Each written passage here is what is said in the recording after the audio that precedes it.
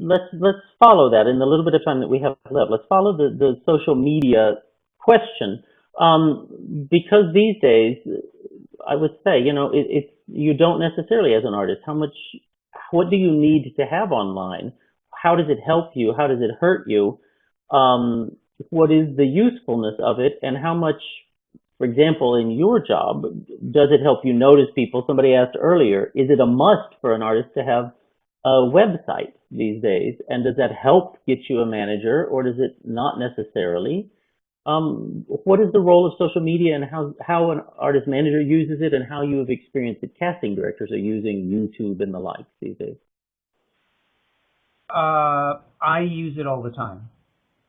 Mm-hmm. And in what sense? I think, well, in terms of promotion, in terms of directing potential employers to an artist, there are plenty of administrators, more sort of a certain generation, who do not prefer YouTube videos. Still, they would much rather have the in-person live experience. But in terms sorry to interrupt, but have you ever experienced an artist being cast from YouTube without the live experience these days? All the time, absolutely.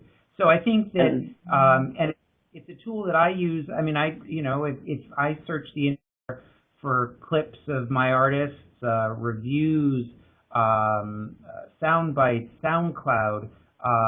We live in such a international world where you learn to know who are the people that can cast by computer, if you will, as opposed to the live experience, and who are the ones that just won't give it the time of day. And you customize your pitch according to, again, I have to know my audience, and I know who the people are that will spend the time looking at YouTube, and I know those that won't. So I think, I still have a few artists that don't have websites, but on the whole, many of them do. And those that don't, I am encouraging them to invest in it, because it's, everyone seems to have a website these days. And I think that one of the things that there are all different kinds of websites, but with YouTube, what I would encourage everyone to think about is, do these clips represent me well? Can I live with this clip? Because, you do have the power to take down things that are on the internet that you don't like. And if there's a clip of you somewhere that you're not entirely thrilled with, get it off the web. Because if you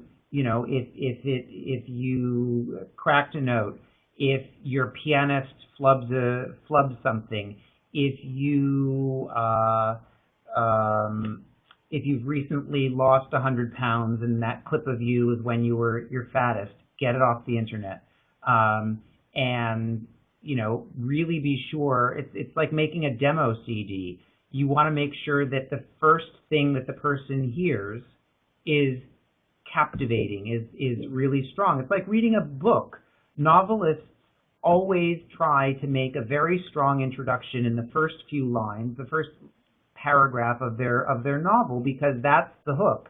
That's what gets the reader to turn the page, and you want to make the viewer or make the listener want to turn the page. If I get a demo CD and there's a long introduction, if the first thing is Lucia, let's say, where it has a long introduction, and I'm sitting there going, okay, I've got 2 minutes, and a minute and a half of the introduction is all the piano playing tinkly music or whatever, I get bored.